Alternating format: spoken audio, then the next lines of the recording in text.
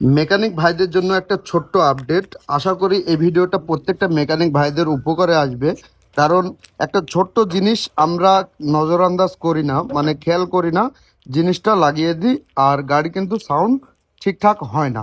তো গাড়ির sound main হলো রকারের সাথে যে ক্যামটা থাকে, এই ক্যামটা।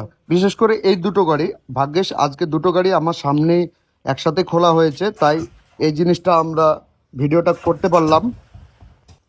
আমার হাতে দেখতে পাচ্ছেন দুটো ক্যাম, ঠিক আছে? তো এই ক্যাম দুটো আপনারা নর্মাল চোখে যদি খালি চোখে দেখেন, ক্যাম কিন্তু খারাপ নাই, ক্যাম কোনো জায়গায় খারাপ নেই, ঠিক আছে?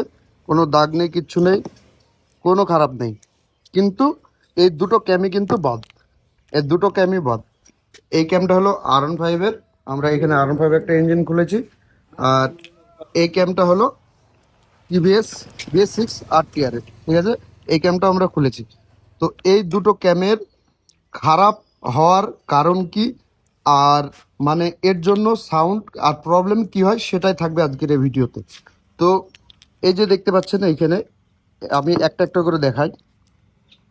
এখানে ক্যামের যে হালকা একটা আবরণ দেখা যাচ্ছে, মানে রোলার ব্যারিংগুলো যখন এটার উপর দিয়ে ঘষা হয়, ঠিক আছে, এটার উপর দিয়ে যায়, তখন কিন্তু একটা নিশান তৈরি হয়, মানে একটা দাগ তৈরি হয়। তো এই যে দাগটা, এই দাগটা যখনই গাড়ি হিট হবে, তখন কিন্তু রকারের সাউন্ড, আপনি রকার যতই টাইট করেন, কোনো সময় কিন্তু রকার নাট যতই টাইট করেন, কোনো সময়ের জন্য আপনার সাউন্ডটা ক্লিয়ার হবে না।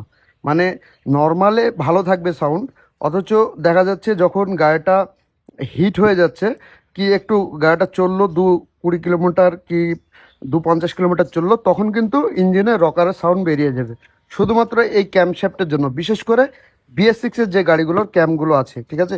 তো এটাও তাই। এটা R15-এর ক্যামটা দেখো, এই যে নিশানটা তৈরি হয়েছে, এই সাইডটা কেমন লেভেল আছে দেখো, এই যে এই সাইডটা কেমন লেভেল আছে, অথচ এই সাইডগুলো হালকা হালকা দাগ। এই যে এটাতে ভালোই বোঝা যাচ্ছে, ঠিক আছে? এই এই দাগগুলো, এই দাগটার জন্যই কিন্তু গাড়ি যখন হিট হবে, মোটামুটি 2-20 কিলোমিটার গাড়ি যদি চলে, তাহলে ইঞ্জিনে একটা বাজে নয়েজ চলে আসে। তখন আমাদের নর্মাল মনে হয় কি যে রকারগুলো টাইট করে দেবো, রকার টাইট করলে কিন্তু ঠিক হয়ে যাবে, তবে এটা রকার টাইট করে ঠিক হবে না।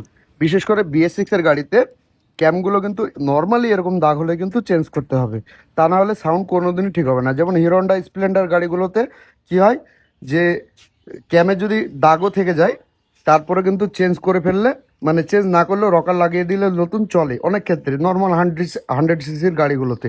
তো এই গাড়িগুলোর ক্ষেত্রে কিন্তু এটা হবে না, ঠিক আছে? এই গাড়িগুলোর ক্ষেত্রে হালকা পরিমাণ দাগ থাকলেই চেঞ্জ করে দিতে হবে।